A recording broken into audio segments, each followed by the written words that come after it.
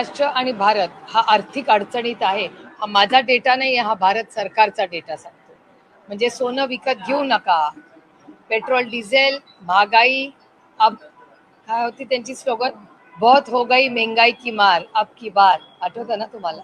आज काय परिस्थिती आहे मला सांग. गिरीश महाजन म्हणतात की जे तेच लोक सध्या पेट्रोल डिझेलसाठी रांगेत लागले जे भ्रष्टाचार करतात, काळाबाजारीसाठी पेट्रोल लोक हे तेच आहे. मला सांगा, तुमच्या चॅनलवर मला वाटतं वाशिम किंवा कुठले तरी कलेक्टर काल पेट्रोल पंपवर फिरत होते. म्हणजे या देशाचा सामान्य माणूस हा भ्रष्टाचारी झाला. फक्त त्यांचा पक्ष भ्रष्टाचारी नाही, पण या देशातला गरीब कष्ट करणारा, काळ्या मातीची इमान राखणारा प्रत्येक भारतीय भ्रष्टाचारी झाला होता. हा भारताचा अपमान आहे. जर महाराष्ट्रातले आणि भारतातले केंद्र सरकार, पण एक आहे महाराष्ट्रातले मंत्री असं बोलतात, केंद्रातले मंत्री असं नाही बोलत. केंद्रातल्या मंत्र्यांना जाणीव आहे की काय परिस्थिती आहे, त्यामुळे महाराष्ट्रातले मंत्री बोलत असतील.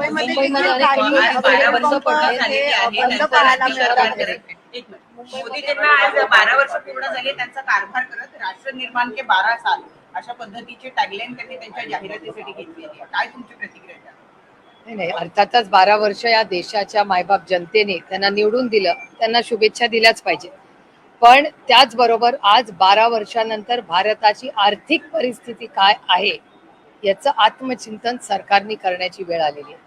प्रचंड महागाई, प्रचंड बेरोजगारी आणि भ्रष्टाचार तर थांबलाच नाहीये. तुमच्या सगळ्या चॅनल्सवर या सरकारने केलेला भ्रष्टाचार, महागाई आणि प्रचंड बेरोजगारी, आज पेट्रोल डिझेलवर लाईनीमध्ये सर्वसामान्य माणूस आज भांडतोय, एकामेकाची डोकी फोडतायत. शेतकरी किती अडचणीत आहे. कांद्याचा शेतकरी याचे काय हाल आहे ते तुमचंही चॅनल रोज दाखवते, आम्ही रोज आंदोलन करतो. त्याचबरोबर कांद्याचा एक भाव, दुसरीकडे महागाई, पण शेतकऱ्याच्या पदरात तर काहीच पडत नाही. मंत्री म्हणतात युरिया मिळणार नाही, तुम्ही बघा काय करायचंय ते. मला सांगा, हे प्रश्न सुटणार कसे? अन्नधान्याचा प्रश्न कशाचाही सोंग घेता येतो, पैशाचं आणि अन्नधान्याचा सोंग घेता येत नाही. राज्यभरामध्ये अनेक पेट्रोल पंप हे बंद पडलेत. कसं पाहता? मुंबईमध्ये सुद्धा पेट्रोल पंप बंद पडायला सुरुवात झालेली आहे. मला आश्चर्य वाटतच नाही. हे अपेक्षितच होतं आम्हाला. आम्ही सातत्याने हे बोलत होतो आणि मागच्याच आठवड्यामध्ये माननीय भुजबळ साहेब आणि माननीय मुख्यमंत्री यांच्या दोघांची दोन वेगळी स्टेटमेंट झाली. माननीय मुख्यमंत्री म्हणाले काही काळजी करू नका, आपल्याकडे पेट्रोल डिझेल आहे, आम्ही विश्वास ठेवला. आणि भुजबळ साहेब म्हणाले की 30च दिवसाचा आहे, काटकसरीने वापरा. काय अर्थ काढायचा आम्ही याचा? काय नियोजन केलंय?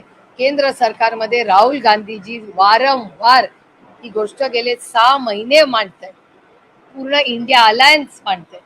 काय करतंय सरकार या बाबतीमध्ये? खरं का बोलत नाहीये सरकार आणि कधी बोलणार आहे सरकार? आज तुमच्या पक्षाची महत्वाच्या नेत्यांची बैठक आहे. तर विधान परिषदेच्या निवडणुकीच्या संदर्भात राष्ट्रवादी काँग्रेस शरदचंद्र पवार पक्ष मैदानात उतरणार आहेत का? कारण की एकीकडे महायुतीमध्ये त्यांच्यामध्ये देखील जागा वाटपाचा फॉर्म्युला अंतिम टप्प्यात आला.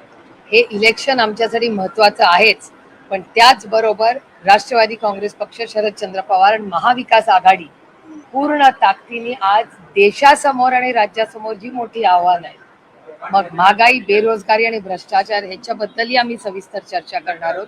कारण का इलेक्शन येतील आणि जातील, पण आज सामान्य माणूस जो टॅक्स भरतो, जो इमानदार आहे, त्यांनी कसं जगायचं तुम्ही मला सांगा ना. घरी जाऊन भाज्याचे भाव विचारा. बटाटा, एकीकडे कांद्याला भाव शेतकऱ्याला मिळत नाही आणि जो गिराईक आहे त्याला तो परवडत नाही. मग हे मधले बिचौलिया हा शब्द भारतीय जनता पक्षानेच काढला होता ना जेव्हा आमचं सरकार होतं. मग मधला बिचौलिया कोण आहे आणि त्याच्याबद्दल भारतीय जनता पक्ष आणि सरकार काय करणार आहे याचं उत्तर देण्याची वेळ आली. यालाच धरून ताई सकाळी जेव्हा प्रतिक्रिया घेतल्या सर्वसामान्यांच्या, त्यांनी देखील असंच सांगितलं, एकीकडे दरवाढ होतात पण आमच्या पगारामध्ये वाढ होत नाहीये. कसं पाहता याकडे? हे सगळं आम्ही गेले 6 महिने आमच्या सगळ्यांची पार्लमेंट मधली भाषणं काढून पहा.